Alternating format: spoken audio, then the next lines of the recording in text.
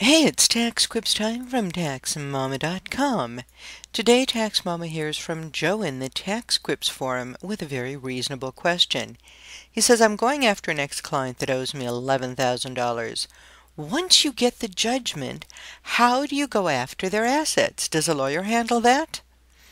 Well, Joe, no doubt each state has different rules, but if you know where the assets are, like the employer or major clients, accounts receivable, bank account numbers, or vehicles, give the specific information to the officers working with the court.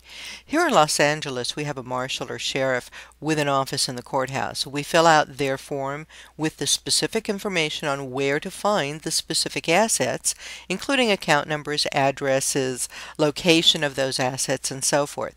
We pay the fee. They go get it. Once they have it, they hold it for 30 days or so. Then they turn it over to us. Incidentally, for a slightly higher fee, the officer will sit in the deadbeat's office all day, embarrassing the person and collecting all the money that comes in the mail, comes in from customers or clients who walk in, etc. All these costs are added to the judgment. So while you advance the money, the person you're suing has to pay it, plus interest on the judgment and fees. Incidentally, if you don't quite have the judgment yet, you could ask the court to insist he provide a list of his assets. It's called discovery. Read this terrific article about discovery in a divorce case. It can make a huge difference on being able to find the assets. Do a little research and look up the rules in your state, and remember, when suing a business, be sure to also name the individual owner or owners in the lawsuit as well.